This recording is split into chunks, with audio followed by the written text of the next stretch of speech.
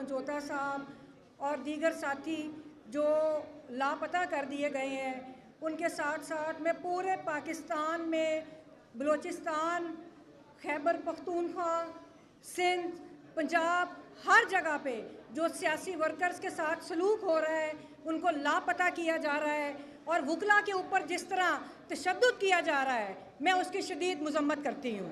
इसी हॉल में मेरा भाई मियाँ ज़ुबैर मौजूद है, जिसको 5 अक्टूबर को 4 दिन के लिए लापता किया गया।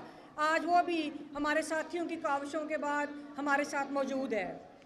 इस वक्त पाकिस्तान के अंदर जो एक अवाम के हकूक़ पे डकैती की गई, जिस तरह पार्लिमान ने आइन की 26वीं तरमीम को मंजूर करवाया, वो बुनियादी तौर पे जुडिशरी पे नहीं, वो सबसे पहले पाकिस्तान के अवाम के हकूक़ के ऊपर एक डाका मारा गया, जिसकी हम शदीद मजम्मत करते हैं और हम इस तरमीम को बिल्कुल मुस्तरद करते हैं। ये तरमीम इस तरह कॉन्स्टिट्यूशन के अंदर, जैसे आपने देखा कि जुडिशरी को कंट्रोल करने के लिए पहले प्रैक्टिस एंड प्रोसीजर एक्ट लेकर आए, उस वक्त इनका काम जो था वो ये था कि हमने बेंचेस को कंट्रोल करके जस्टिस फ़ायद ईसा को मजबूत करना है। तो जब उधर मुकम्मल कामयाबी नहीं हुई तो उसके बाद फिर इन्होंने कहा कि चलो अब हम आइनी तरमीम लेकर आते हैं। और इन तरमीम में क्या है, जो बुनियादी चीज़ है उसमें ये इख्तियार अदलिया से ले लिया गया कि अदलिया जो सब्सटेंशियल जस्टिस है, जो बुनियादी इंसाफ है, अदलिया को रोक दिया गया कि वो सब्सटेंशियल जस्टिस नहीं करेगी। अदलिया पे कदगन लगा दी गई कि जो पटिशन से जो आइनी पटिशन्स होंगी उनमें सिर्फ उस हद तक रिलीफ दिया जाएगा जो पटिशन की प्रेयर है। ये कभी भी नहीं हुआ और ये आपकी जूरिस्प्रूडेंस, जो कॉन्स्टिट्यूशनल जूरिस्प्रूडेंस है, ये उसके बिल्कुल ख़िलाफ़ है। और इसका मकसद क्या था? इसका मकसद ये है कि जो मखसूस नशिस्तों वाला फैसला आया, आपने देखा कि उस एक फैसले को ना मानने के लिए, उन्होंने उस एक फैसले को ना मानने के लिए पूरे का पूरा आपका आइन पामाल कर दिया। फिर ये बात करते हैं कि पार्लिमानी सुपरमेसी। अरे किस चीज़ की पार्लिमानी सुपरमेसी? उस पार्लिमेंट का तकद्दुस होता है जो वोटों से मुंतखब होकर आती है। उस पार्लिमेंट की इज्जत होती है जो अवाम के बुनियादी हकूक़ का तहफ़्फ़ुज़ करती है। जो पार्लिमेंट जो इकट्ठे होके ये सब सियासतदान, जो बड़े सियासतदान बनते थे, ये सब मरूसी सियासतदान आज बुरी तरह एक्सपोज हो चुके हैं।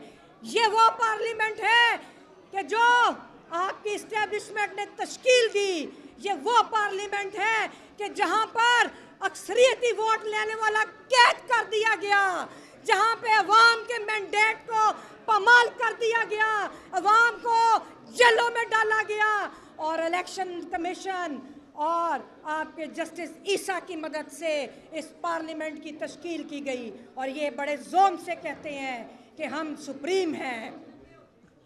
दूसरी बात कि ये पार्लिमेंट अब ये चाहती है कि ये जुडिशरी को कंट्रोल करे। ये पार्लिमेंट चाहती है कि जुडिशरी को एग्जेक्टिव कंट्रोल में दे दें। मैं इनसे ये पूछती हूँ कि ये वो पार्लिमेंट है कि जो अपना मुसवदा तैयार नहीं कर सकती। इसके अंदर नलायक शरीफ पीरजादों की मदद से इन्होंने एक मुसवदा पता नहीं किधर से लेकर आए काले लिफाफों में। ये आप ही कहते थे जो पार्लिमेंट में बैठे हुए हैं कि ये काले लिफाफों में मुसवदा आया। ये इस तरह इन्होंने पास कराया जैसे कोई GHQ से नोटिफिकेशन जारी होता है। ऐसी होती है पार्लिमेंट। ये होती है पार्लिमेंट के जिसके तकद्दुस की आप बात करते हैं। उसके बाद अभी आपने देखा कि बांग्लादेश में क्या हुआ। बांग्लादेश के अंदर बानी बांग्लादेश की बेटी जब अवाम के हकूक़ को पामाल करने लगी तो बानी बांग्लादेश की बेटी की मरूसियत को दफन कर दिया। पाकिस्तान में भी हम इस बदनुमा जमहूरियत को दफन करेंगे। नई लीडरशिप आएगी, यहाँ पर नई लीडरशिप आएगी।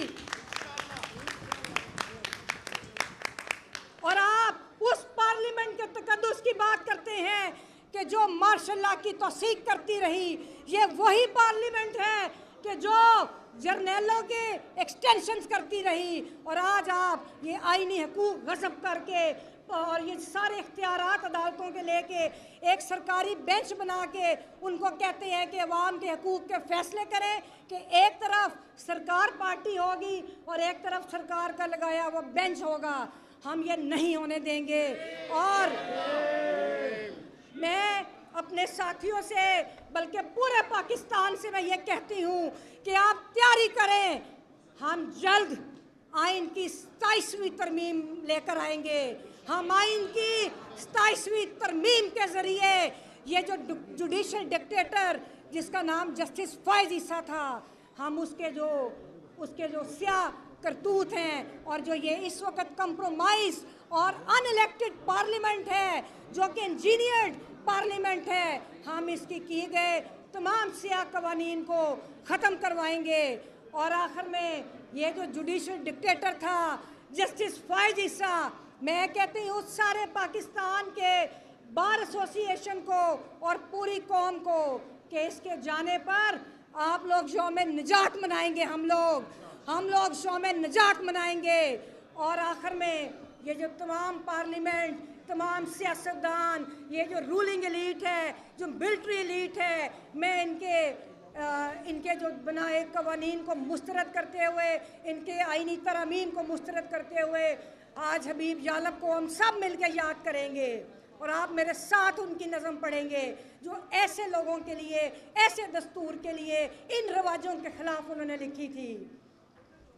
दीप जिसका महल्लात ही में जले, जो चंद लोगों की खुशियों को लेके चले, जो चंद लोगों की खुशियों को लेके चले, जो साए में हर मसलहत के पले, ऐसे दस्तूर को, सुबह बेनूर को मैं नहीं मानता, मैं नहीं जानता।